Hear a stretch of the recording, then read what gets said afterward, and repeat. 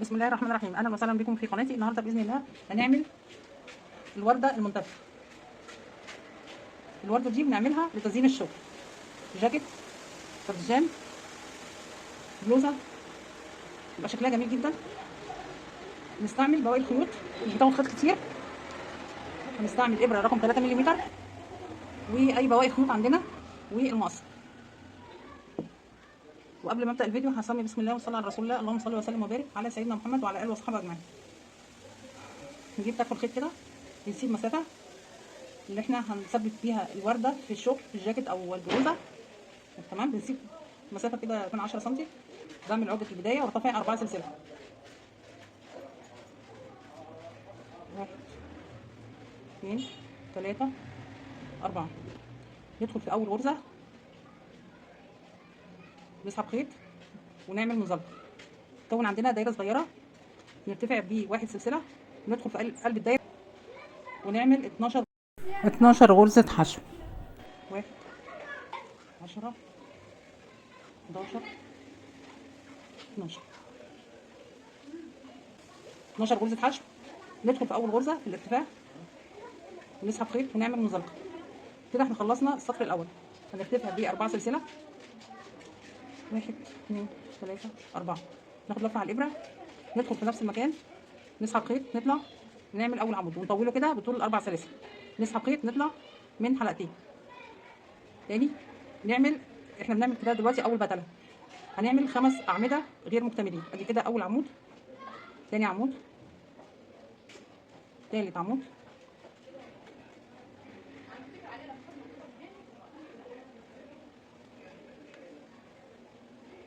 كده 3 اعمده غير مكتملين، 4 5 من حلقتين بس. ونسيب الحلقات ديت على الابره.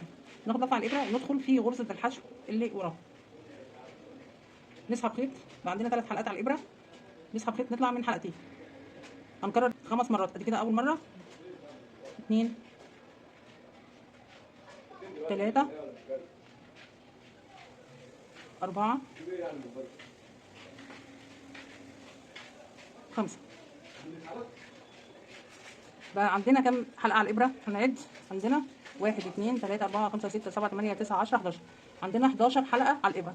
نسحب خيط كده، نطلع من كل الحلقات اللي على الابره كده اهو. يبقى احنا كده عملنا اول بتله في الورده. كده سحبنا الخيط، قفلنا الخيط كده، نسحب خيط نطلع عشان نقفل البتله. دي اول واحده. نعمل 4 سلاسل، 1 2 3 4. ندخل في الغرزه اللي وراها، نعمل غرزه حشو ونرتفع 4 سلاسل، 1 2 3 4.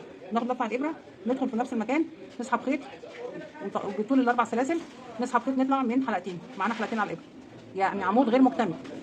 ادي اول واحده. هنعمل 5 وحدات. ادي اول عمود، 2 3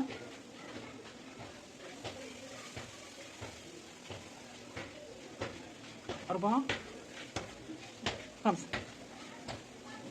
معانا برضو الحلقات على الابره. مش هناخد لفه على الابره، ندخل في غرزه الحشو اللي وراها.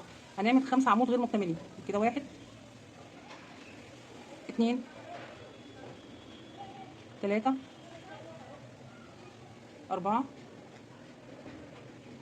5. عندنا كام حلقه على الابره؟ عندنا نعد 1 2 3 4 5 6 7 8 9 10 11.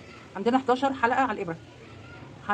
نضم البتله كده، نسحب خيط، هنسحب خيط كده، خيط، نطلع من كل الحلقات كده. قفلنا قفلنا على البتله. هنعمل 4 سلسله، 1 2 3 4.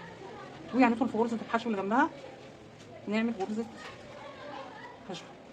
فاحنا كده خلصنا تاني بتله. نرتفع 4 سلسله، ناخد لفه على الابره، ندخل في نفس المكان، نسحب خيط. عندنا 3 حلقات على الابره. نريح ايدينا في الشغل كده. العمود يبقى بطول السلاسل. عندنا 3 حلقات على الابره، نسحب خيط، نطلع من حلقتين وحلقتين على الابره. ادي كده 1 2 3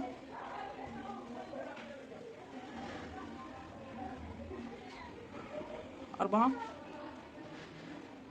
5. تمام كده عملنا 5 عمود غير مكتملين.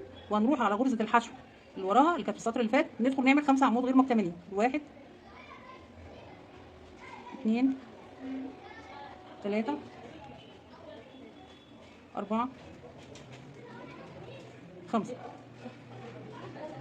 كده عندنا كام حلقه على الابره؟ عندنا 11 حلقه على الابره. نسحب خيط نطلع من الحلقات كلها وهنقفلهم بغرزه، وهنعمل 4 سلسله، 1 2 3 4. ندخل في غرزه الحشو اللي في السطر اللي فات ونعمل غرزه حشو، وبرده نرتفع ب4 سلسله، 1 2 3 4.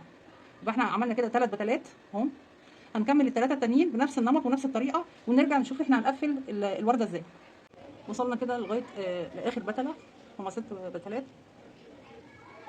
هنعمل 4 سلسله، 3 4. ندخل في اخر غرزه، نسحب خيط، نعمل منزلقه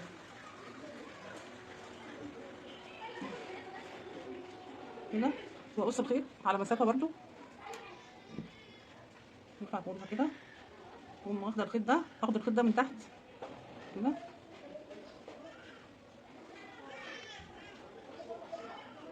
وهربط الطرفين مع بعض. اهي الورده بعد ما ربطت الطرفين مع بعض اهي خلصت، شكلها جميل، بنزين بيها الشغل اهي.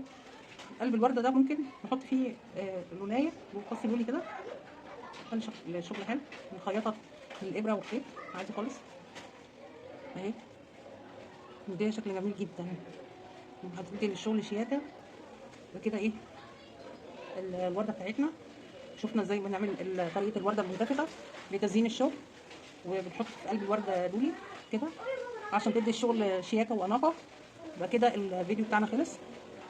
ارجو لو عجبكم الفيديو وجربتوه تقولوا لي رايكم في الكومنتات عشان رايكم يهمني.